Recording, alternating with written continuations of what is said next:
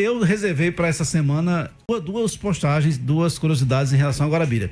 E a gente tá falando muito da emancipação, mas o pessoal fica ligado aí que vai ter uma surpresa, uma descoberta que para mim é um presente para a cidade. Esse nem você sabe, eu disse. Não, essa você não me passou, não. Guardou as 7 chaves. É para ser surpresa até para você. Tá certo. Mas a gente vai trazer aqui. Então, essa nova, essa questão de município em relação a vila e cidade, ela já me atrai há algum tempo, né? Pesquisando lá por Caiçara também, que Caiçara, diferentemente de Guarabira, comemora a elevação à vila, né? Em 1908. Comemoramos agora 117 anos. E aí eu vou pedir para o Everton começar a soltar algumas imagens aqui. Esse momento foi também devido a isso aí, né? Então a gente encontrou o jornal, gente, isso é de 27 de abril de 1937, e tá lá Guarabira comemorando 100 anos na data antiga, né? Então se comemorava o aniversário da cidade em 27 de abril, e a data era 1937. Então nós estaríamos já com 188 anos de Guarabira. 188 anos de Guarabira. 50 a mais do que os atuais. Então, a gente tem toda a programação aí, né? A data tá lá, né? Tá na emancipação, houve a bandeira de música de manhã, houve inauguração de um obelisco, né? O pessoal vai poder ler isso vai estar segunda à noite no portal. Então, assim, a gente não vai poder se deter, tem um tempo aqui que muitos detalhes, não, né? Mas aí tem a programação completa, tem outra parte aí, pronto aí, ó, continua aí, dizendo que tem a cada hora, como foi o dia. Então houve a inauguração do obelisco desse centenário, a praça 27 de abril, que inclusive há uma dúvida, até porque tem outros, né? Que eu sou, vamos dizer assim, um curioso, né? Então eu tenho referências aqui com pesquisadores, do professor Martinho, professor Vicente, tem tantos aí que... 27 de abril de 1837. Aí você para aí que a gente depois vai comentar isso aí. Então, essa praça, né, não se tem certeza onde era essa praça 27, mas havia uma praça com 27 de abril, havia um obelisco, segundo, talvez seja o obelisco da própria igreja, que ele foi pela independência, ele foi de 1922, né, centenário da independência, mas talvez tenha sido ele ter mudado de nome aí para ser 27 de abril, enfim, a gente não tem certeza, mas havia uma praça, havia um obelisco. Então, por 100 anos, nós temos outra matéria, mas assim, nós temos uma matéria de 1947, já são 110 anos também, falando da emancipação, em abril, e nós só vamos ter uma lei trazendo para essa data de 26 de novembro, em 1977. Eu gostaria que você colocar essa próxima imagem aí. Então a gente, pronto, isso aí foi também outro achado da Tereza Raquel, arquivista aqui, a gente também saúda ela. Então isso aí é o brasão do município, que eram usados documentos oficiais, ela achou até numa carta de um chofer de 1926, isso aí. Então esse brasão, você vê a data, né? 27 de abril de 1937, então, ele é um brasão, vamos dizer, ele não é da mesma época, claro, né? Já tem ali o trem, né? Que o trem é de 1884, mas está aí, município de Guarabira, 27 de abril de 1937. Então, essa data a gente acha importante frisar, porque tanto vila quanto cidade eram municípios. Então, município, a gente tem a divisão interessante que, né, a gente tem a divisão jurídica, né, questão de comarca, de termo judiciário, distrito de paz. A gente tem a divisão religiosa, né, em relação à freguesia, à paróquia, e tem a divisão política, né, distrito, vila, cidade, tudo isso aí. Então, um documento desse aí já é uma comprovação muito rica. Que durante muito tempo, né, foi essa data que se comemorou aqui. Então, Fez a somatória aí, 188 anos. Já teria completado em abril passado, né? E aí tá a lei, né? A lei de 27 de abril de 1837, essa é a lei que elevou Guarabira à vila. Então, naquela época, havia o povoado, né? Às vezes é o núcleo mais simples, digamos assim. Então, o povoado, aqueles coronéis, aqueles que tinham certa influência, que eram alfabetizados, que era quem votava, era quem tinha posse. Sim, quem tinha posse. Então, fazia um movimento, havia que aquele povoado deveria ser levado à vila. Então, conseguindo isso, né, politicamente, então, a partir daí, a vila tinha um território definido, a vila tinha uma autonomia administrativa, na época era uma espécie de parlamentarismo, porque era um conselho de intendência, né, não existia o prefeito foi criado em 1895, esse é o cargo do prefeito, mas existia uma autonomia pelo conselho. Para se instalar essa vila, tinha que a o pessoal do povoado oferecer um lugar para ser a Câmara, para ser o Conselho, e um lugar para ser a cadeia, e também ter essa questão da padroeira. Então aqui Nossa Senhora da Luz, né, a padroeira, foi feito não era um prédio suntuoso, às vezes esse desprezo, não, mas era uma coisa muito pequena, era sem importância. Mas era o que tinha na época, né? Mas era emancipação, assim, o sentido de emancipar. Emancipar se tornar independente. Então quando você desmembra um território, você passa a ter um território próprio, passa a ter administração própria, né? Passa a poder fazer eleições, poder cobrar impostos. Então você tem autonomia. Então a vila já tinha essa autonomia. Por isso, assim, que eu sou mais favorável a que se comemore a elevação à vila.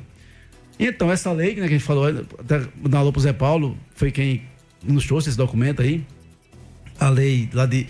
Foi na mesma data que se tornou paróquia. E enriquece muito, né? A Lagoa Grande conseguiu agora, através do professor Zé Avelar, né, esse caso da Lagoa Grande, recuperar todos os anos que não estavam registrados para a história. Guarabira poderia... Olha só, 188 anos, daqui a pouco o bicentenário de Guarabira. Olha que expressão, né? Mas nós vamos pro intervalo, a gente volta já. Eu vou oferecer um café. Você já ofereceu um café ao nosso? Agradeço. Rapaz, você não ofereceu esse café, aqui tem recurso, meu. Já a gente volta. Estamos ao vivo conversando com o professor Juscelino Tomás, aqui no nosso A Voz do Povo, né? Estávamos falando sobre as datas de Guarabira, enfim. Vamos dar prosseguimento ou podemos abordar? Não, essa data tem... A gente vai voltar ainda para a data de 27 de abril. Né? Tem uma coisa.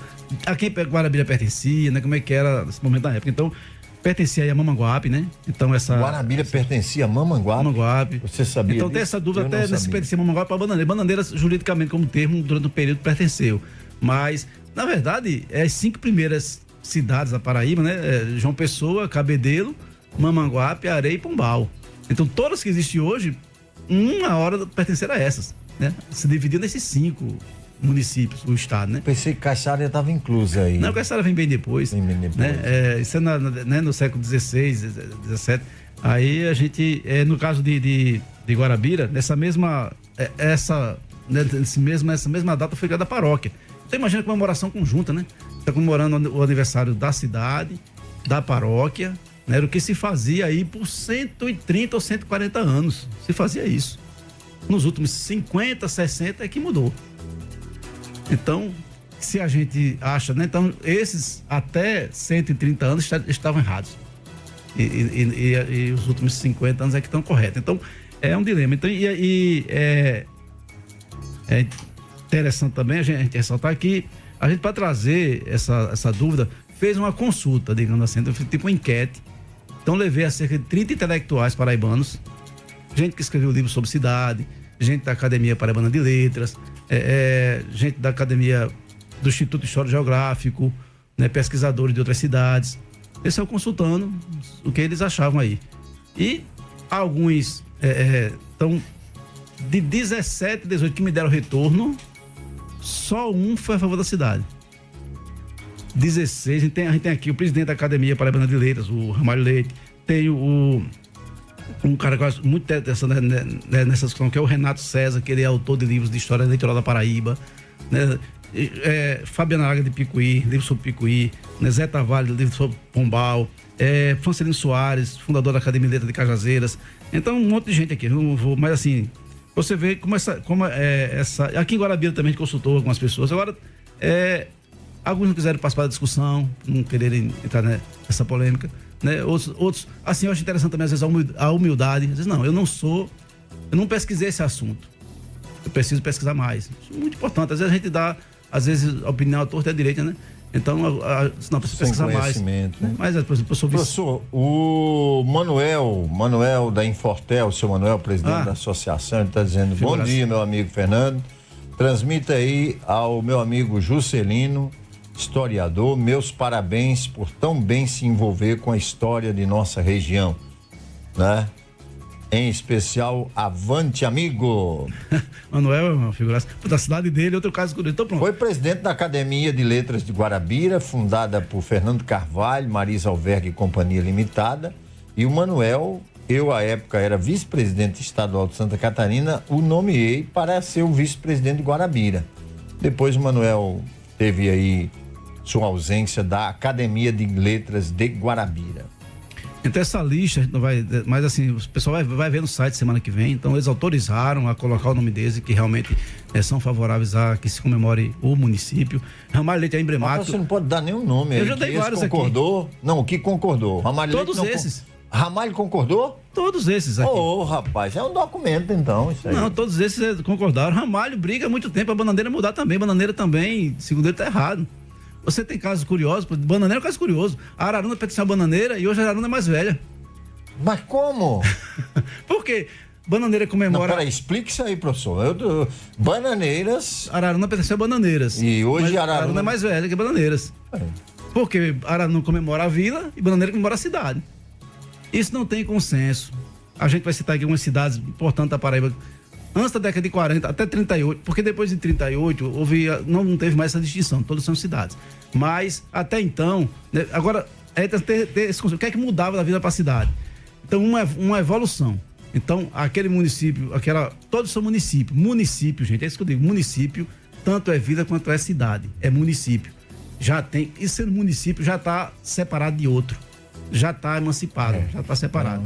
Distrito não, distrito é uma divisão administrativa da cidade, né? Tá pertencendo ainda. Mas assim, a vila e a cidade, nessa época do Império, começo da República, era aqui mudava a cidade, o desenvolvimento, adquirir o status, a influência política. Aqui em Guarabira, por exemplo, a chegada do trem foi um grande divisor de águas. Então você vê que 3 anos depois três anos depois da chegada do trem, foi levada a cidade, pelo desenvolvimento, pela instalação dos 3 poderes. Então na cidade tinha ela também sede de comarca, a comarca de Guarabira também é de 1870 e pouco. E aí é uma mudança de status. Então eu acho mais interessante comemorar essa emancipação do que essa mudança de status. Mas não é consenso. E a gente traz até aqui uma curiosidade, por exemplo... O senhor me dá 10 segundos de atenção? Pode. Ou enviar um áudio que o senhor vai gostar. Eu já gostei de ouvir aqui 10 segundos da fala. Ele mandou, inclusive, uma foto que está... Olha, nós dois na TV dele, lá no computador dele, menino do céu. Ô Everton, vou passar esse áudio aí pra você, que esse áudio é muito rico. Esse é um dos bons amigos que a gente tem, o Juscelino mais do que eu, mas eu vou pegar carona e vou mandar pra você esse áudio. Veja aí, por favor, se já chegou pra gente trazer a homenagem ao Juscelino. Bom dia, Fernando. Bom dia aos ouvintes do programa Voz do Povo. Queria contar para você que só em saber que o professor Juscelino estaria dando essa entrevista, falando das origens de Guarabira, a gente está retransmitindo, viu? A rádio aqui de Caiçara está retransmitindo hoje no sábado, mesmo que a gente só retransmite o programa Voz do Povo de segunda a sexta, mas como o Juscelino ia estar presente aí na bancada mais importante aqui do Nordeste, que é a da Rádio Rural, a gente fez questão de retransmitir o programa hoje devido a essa participação do ilustre Juscelino Tomás. Um bom dia para todos e que estão acompanhando aí o jornal A Voz do Povo com Fernando Carvalho e hoje com a participação ilustre do Juscelino Tomás. Muito obrigado, Fernando. Olha, eu repasso a palavra para você, porque o Anselmo é um cara que... Eu fico vermelho, né? Porque não mereço tanto, mas agradeço, um amigão, Anselmo. Lá a gente tem essa parceria também cara, lá, né? Bicho, hoje mesmo, às 11 horas, eu vou estar lá já no meu programa. Por isso que você está apressadinho aqui, né? Eu vou segurar, fecha a porta ali para ele não sair já. Então, alguns exemplos aqui, Fernando, de algumas cidades, por exemplo, que comemoram a vila: Serraria, Araruna, Cajazeiras, Monteiro, Alagoa Nova, Brejo do Cruz, Catué do Rocha, Teixeira, Pilar, Ingá. Essas comemoram vila. Tem mais, só alguns exemplos, né? E alguns comemoram cidade: Campina Grande, Mamanguape, Bananeira, Itabaiana, Souza, Patos. Você vê que não é um tema fácil. Cidades importantes aqui. E você for consultar lá, pronto, essa única opinião que eu ouvi a favor da cidade é muito fundamentada. Então há quem ache, assim... Respeite, né? Respeito e quem acha, por exemplo, não, a gente tem que comemorar, por exemplo, a etapa final. A vila foi uma etapa, mas o auge foi a cidade, né? Mas a maioria, assim, estatisticamente, acha a vila. E tem casos que mudaram. A sua terra, Lagoa Grande, né? Mudou, recentemente. Caso 2009, 2010, por ali, mudou, né? O Zé Avelar, um movimento lá, né? Não foi só Zé Avelar, mas que deu, né? E Pombal, a terra aí do Manuel Antônio. Manuel Antônio de Pombal. Então Pombal também, que é uma das mais antigas da Paraíba, Pombal também mudou, passou a comemorar a elevação à vila. Então, pode postar a outra imagem, vou botar aqui uma imagem só pra gente. Essa é outra relíquia aí que o Zé Paulo nos trouxe. Bom dia. Bom dia. Essa é a lei. Pode voltar uma aí. Só voltar uma. Pronto, essa é a lei realmente que a gente comemora, que Guarabira comemora. Essa é a atual. A de 1841, que elevou a cidade, né? Tá aí com essa marca d'água que o Zé Paulo conseguiu lá na Biblioteca Nacional do Rio de Janeiro. Então, que legal. Tem essa restrição assim, mas tá aí o que vai se comemorar quarta-feira aqui. E a próxima, essa é que se vai comemorar quarta-feira, 138 anos de cidade mesmo, né? E essa aí é a lei de Roberto Paulino, de 77, que instituiu esse feriado de emancipação política em 26 de novembro. Então, como a gente viu pelo jornal... Ou seja, já Abril já afastado aí, já não entra mais a história de Abril, né? Agora já é 26 de novembro, né? E é o que se comemora até hoje. Pode passar a próxima. E... Pronto, esse livro é um dos livros mais interessantes que indica aí, né, como referência para esse tema, que trata especificamente disso. Outros livros citam muito, mas assim, esse Pai Menor das Câmaras é um grande estudioso. Então ele traz desde a primeira, como foi dividido. Interessante, você vai entendendo tudinho como é que foi chegando nas cidades que são hoje. Olha só. Nas paróquias, nas comarcas, as 3 divisões. Cada capítulo desse livro é uma década, e nessa década ele coloca a parte religiosa, a parte jurídica e a parte política. Como é que foi se dividindo a Paraíba. É muito interessante. Antônio Soares e Moacir Germano, né? Foram os organizadores aí desse trabalho. Núcleo Cultural Português, Edições Caravelas. Foi publicado no jornal A Imprensa, que é um jornal católico, publicou no jornal A Imprensa e depois reuniu em um livro. Nossa Câmara tem livro sobre Campina Grande, ele é de lá, então é um grande estudioso da história da geografia paraibana. Fernando, então esse debate está aberto, é uma questão interessante. Chegou seu amigo, você estava falando aqui, eu apresentando o Castro como... você disse, mas rapaz, você vai entrevistar o capitão Castro. Por isso que a gente vai virar a página aqui para o outro, eu disse que tinha uma surpresa também, né? Então, gente, fica essa reflexão.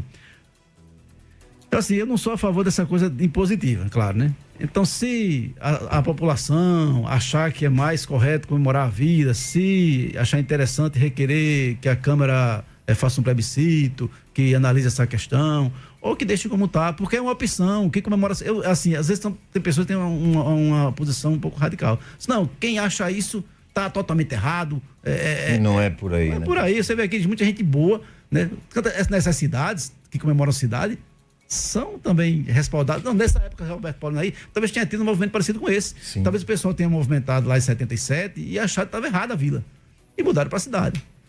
Então, é uma coisa... Eu gostei muito do aval do Ramalho, porque é um cara bem embasado, né? E vive a nossa realidade aqui. E tem um caso igual.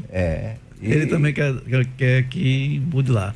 Então, essas pessoas que moravam a vila por 130 anos estavam erradas. A gente, às vezes, considera o trabalho... Então, na época, houve um movimento para virar a vila. Então, esses que lutaram por isso, né, não estão sendo homenageados. E acho que são mais importantes do que da elevação à cidade. Então fica essa reflexão aí, né? Eu mandar até alô no Beleza de Guarabira também, tá o debate lá interessante. O professor Daniel também colocou lá essa questão, ele também sendo a favor do município, tá também Mas é isso, é uma coisa para o pessoal agora saber que tem. E você vai publicar no nosso NE1 a partir de... Segunda-feira à noite. Com a Elisângela, né? Aí, para estar tudo... segunda-noite, vai estar publicado. Mas tem outra curiosidade aqui, que eu vou acelerar aqui, que eu também quero dar um bom espaço, tem uma grande história aqui, Tenente Castro também. Pois é, rapaz. Então eu disse que ia trazer um presente, uma surpresa, uma descoberta para Guarabira. A gente que pesquisa, a gente se sente muito satisfeito quando traz um fato novo, que até então não estava em nenhum livro da cidade, que até então os intelectuais não tinham conhecimento, você sonda um e outro. Então você acrescenta algo que talvez fique para sempre, né? Uma informação nova, um fato novo, e também esse termo de biografias. Você trazer, de repente, uma história de um guarabirense que até então ninguém falava e que deveria ser digno de grandes homenagens, né? Que levou o nome de Guarabira, isso de qualquer cidade. Então, você da sua cidade, que a gente sugere isso, pesquisa a história da sua cidade, veja os seus valores, a sua cultura, você se sente mais pertencente e com isso você passa a amar mais o local. Né? Você passa na rua e saber quem foi aquele homenageado, você se sente parte daquilo mais ainda.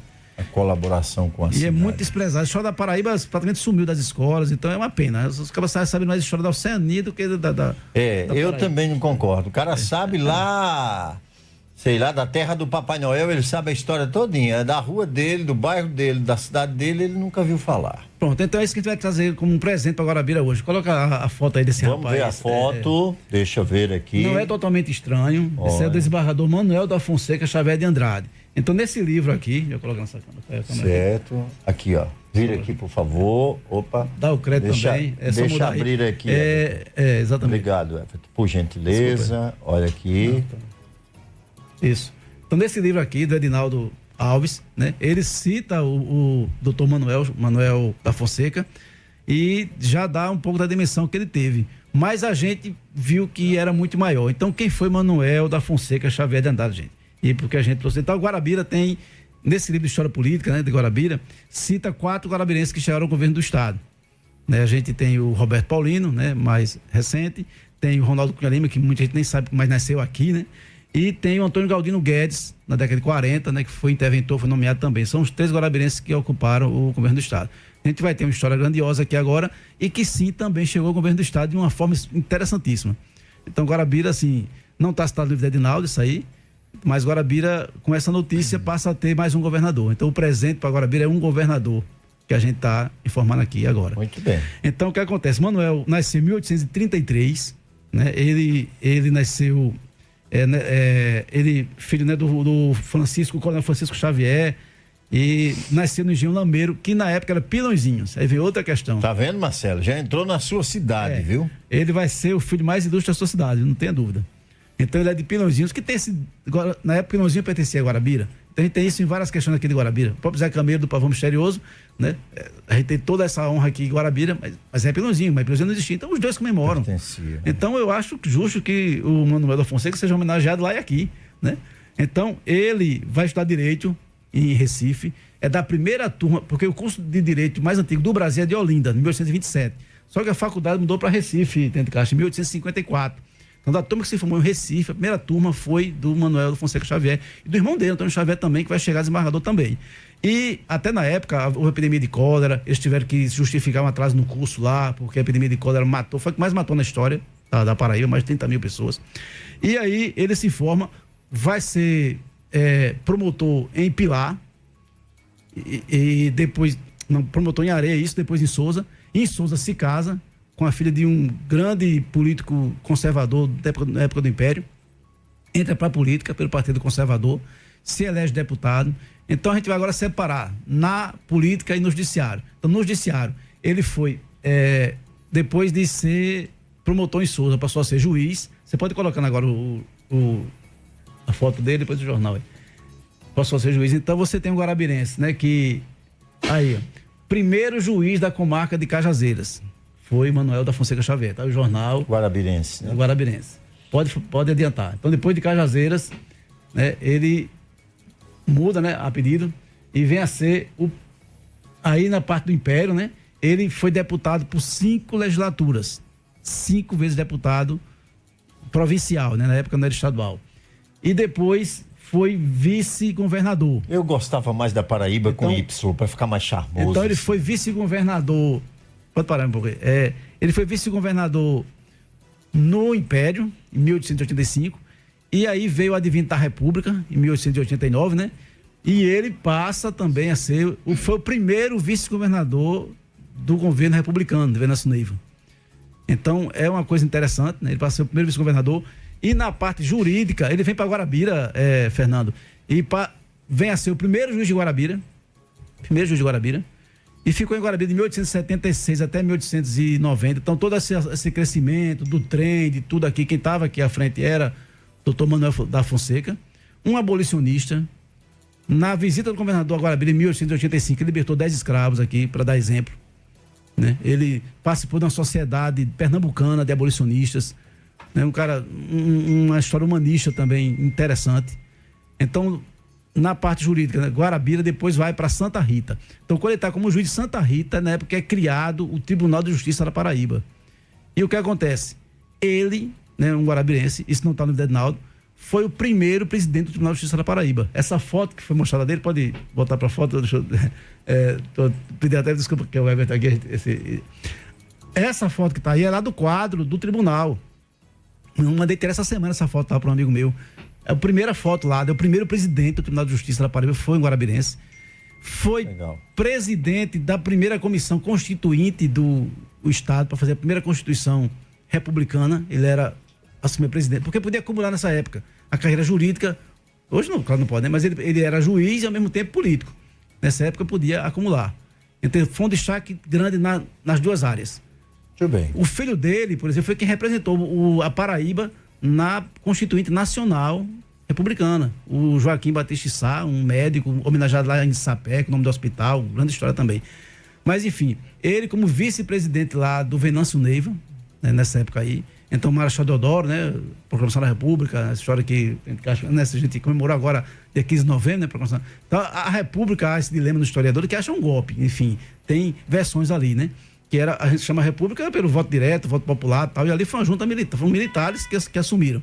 Então Deodoro assumiu o poder, mas 2 anos depois, havia uma crise no Brasil, crise econômica, uma oposição muito forte a Deodoro. Deodoro fechou o Congresso. Então Deodoro fechou o Congresso, Floriano, que era o vice, Floriano Peixoto, né?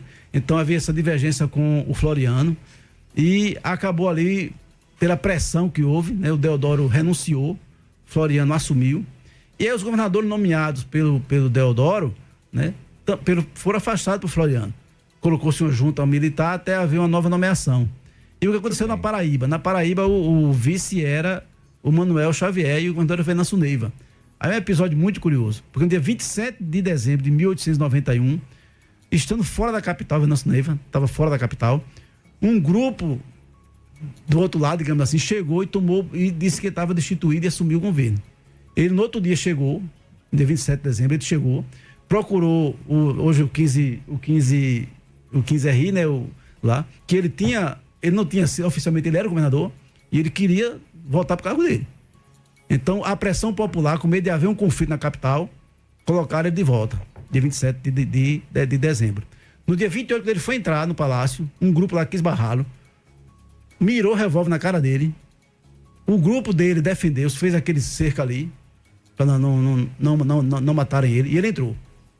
Então, ele voltou a governar Paraíba em 28. Em 31, 3 dias depois, ele pede licença para ir para o Rio de Janeiro, exatamente para resolver as questões lá. E passa o poder para Manuel da Fonseca Xavier. Então, Manuel da Fonseca Xavier, no dia 31 de dezembro de 1891, assume o governo da Paraíba. Muito bem. A sua participação é muito rica e você vai publicar no nosso Enem na segunda. Exato. Esse na segunda, o do município e vila, né? Isso. E só adiantar a foto. Eu vou ficar atento aí da questão da emancipação de Guarabira. Vamos adiantar essa foto, porque nós temos outro entrevistado, o Juscelino vai enriquecer o nosso portal. Rapaz, o nosso portal está com muitos acessos, viu? Vamos lá. Ele como presidente da comissão, né, da Constituinte, a primeira Constituinte paraibana, teve como presidente um guarabirense, pode passar. Aí ele como presidente do Tribunal de Justiça da Paraíba, primeiro presidente, assim, foi quando criou o cargo de desembargador, então, da primeira turma, tá lá na ponta, ele era o mais velho, por isso ele assumiu que ele era o mais velho na época, e tá aí, ele se afastando, né, o trecho aí, o Jornal do Comércio do Rio de Janeiro, Fernando de Recife, trouxe uma narrativa passo a passo desse dia. Então o que aconteceu? Ele assumiu o governo, no mesmo dia, quando souberam que Venâncio Neiva estava fora, a junta pelo Coronel Sávetes ordenou que ele renunciasse. Ele fincou o pé, não renunciou. Então passou o dia nessa tensão lá na capital. Pode adiantar aí. E aí à noite, 9 horas da noite, a junta invade lá, a junta vai lá, o Coronel Sávetes, e destitui ele. Então ele publica isso aí, né, a indignação dele, né, que ele tinha sido realmente, ele tinha o direito, legalmente ele estava como governador, e foi destituído à força, cercaram o palácio.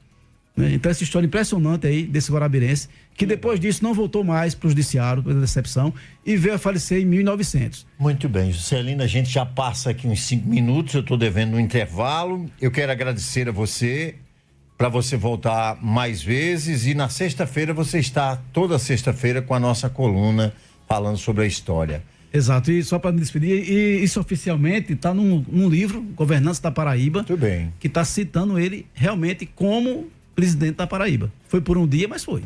Foi. Obrigado. Um abraço. Valeu.